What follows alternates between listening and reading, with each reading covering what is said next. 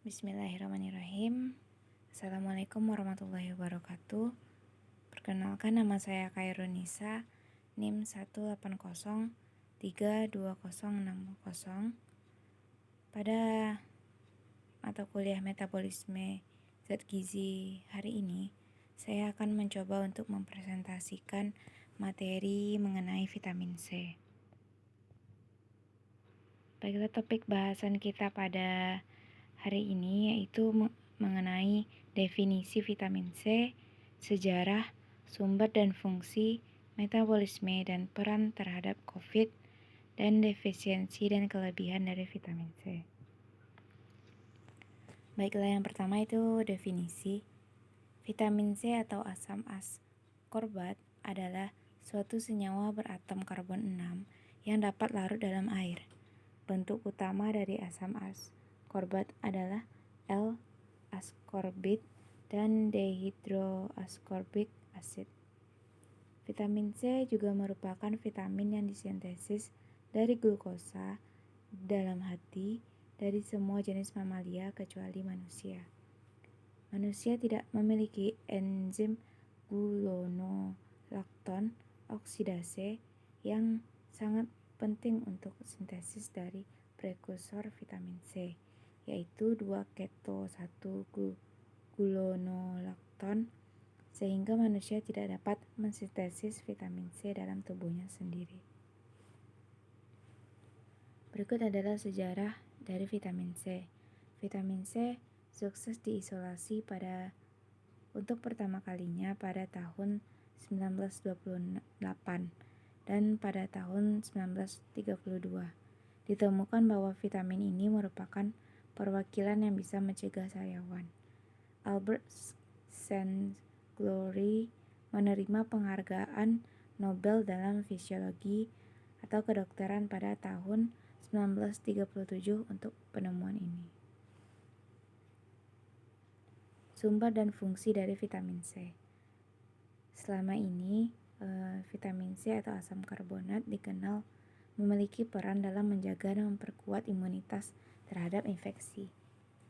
Pada sebagian peneliti lanjutan, ternyata vitamin C juga telah terbukti bertindak penting dalam peningkatan kinerja otak.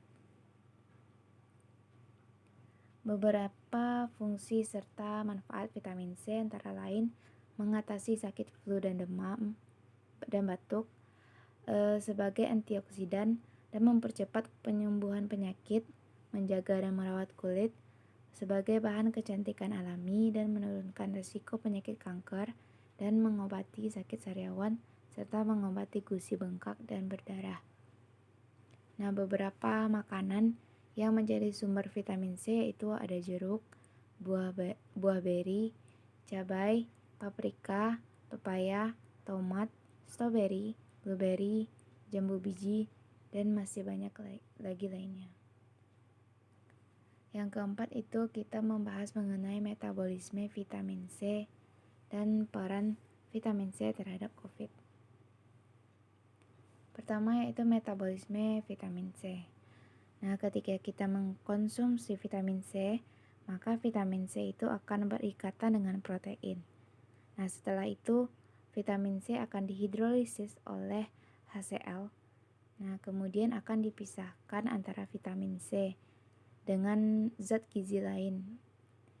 Misalnya vitamin C dengan yang kita makan sebelumnya yaitu vitamin A, atau bercampur dengan lemak atau yang lainnya.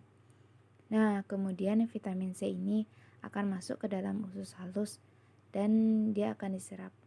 Nah, pada vitamin C ini mudah diabsorpsi secara aktif dan juga mungkin pula secara difusi pada bagian atas usus halus.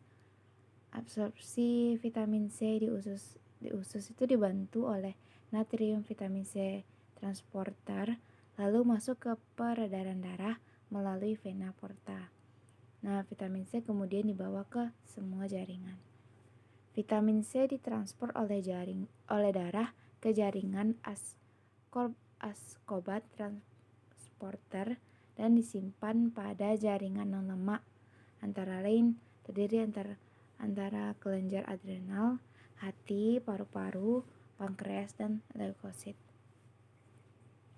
Rata-rata absorpsinya itu 90% untuk konsumsi di antara 20 dan 120 mg per hari. Nah, pada ekskresi vitamin C ini, jika kita mengkonsumsi secara berlebihan, maka hasil dari metabolisme vitamin C akan dikeluarkan melalui urin dalam bentuk asam oksalat. Terus konsumsi melalui 100 mg sehari, kelebihan akan dikeluarkan sebagai asam askorbat atau sebagai karbon dioksida melalui pernafasan. Selanjutnya kita membahas mengenai peran vitamin C terhadap COVID. Nah, pada sumber Dimas 2020 itu disebutkan bahwa sebuah studi randomized control trial RST yang baru-baru ini dilakukan di Amerika Serikat pada 167 pasien dengan ARDS terkait sepsis menunjukkan bahwa pemberian vitamin C intravena 15 gram per hari selama 4 hari dapat menurunkan mortalitas komplikasi seperti ARDS dan shock pada pasien COVID-19. Hemina dan rekannya melaporkan bahwa dengan dosis tinggi intravena infus vitamin C 200 mg per kilogram berat badan per hari dibagi menjadi 4 dosis dapat mempersingkat masa perawatan intensif di ruang ICU dan disertai penurunan dan signifikan pada tingkat mortalitas. Selain itu, pemberian vitamin C secara oral atau 6 gram per hari juga dapat mengurangi risiko infeksi atau mengatasi gejala. Pemberian vitamin C dosis tinggi intravena juga telah berhasil digunakan pasien COVID-19 di Cina. Sebanyak 50 kasus sedang sampai parah dengan dosis yang bervariasi antara 2 gram dan 10 gram per hari diberikan selama 8 sampai 10 jam. Hasil yang didapat yaitu indeks oksigenasi membaik secara real time dan semua pasien akhirnya sembuh dan habis. Nah, pada jurnal ini didapatkan kesimpulannya yaitu penggunaan vitamin C secara oral maupun intravena sebagai pengobatan suportif simptomatik dalam penanganan COVID-19. Selanjutnya kita bahas mengenai defisiensi dan kelebihan vitamin C. Defisiensi vitamin C dapat menimbulkan beberapa gejala yang ringan sampai yang berat. Yang pertama itu ada defisiensi vitamin C. Defisiensi ringan ditandai dengan timbulnya kelelahan, anoreksia, nyeri otot, dan lebih mudah stres dan infeksi. Defisiensi berat menimbulkan penyakit skorbut atau sariawan, penyakit yang ditandai dengan ulkus, gusis seperti spons, gigi berlubang, pembekakan sendi, dan anemia. Anemia terjadi karena kekurangan penyerapan dari besi. Banyak dari gejala defisiensi ini dapat terjadi akibat defisiensi pada hidroksilasi kolagen yang menyebabkan defek jaringan ikat. Nah, selanjutnya itu kelebihan dari vitamin C. Jika kita mengalami kelebihan dalam mengkonsumsi vitamin C, ini biasanya jarang terjadi. Namun apabila terjadi, maka akan menyebabkan diare dan mual.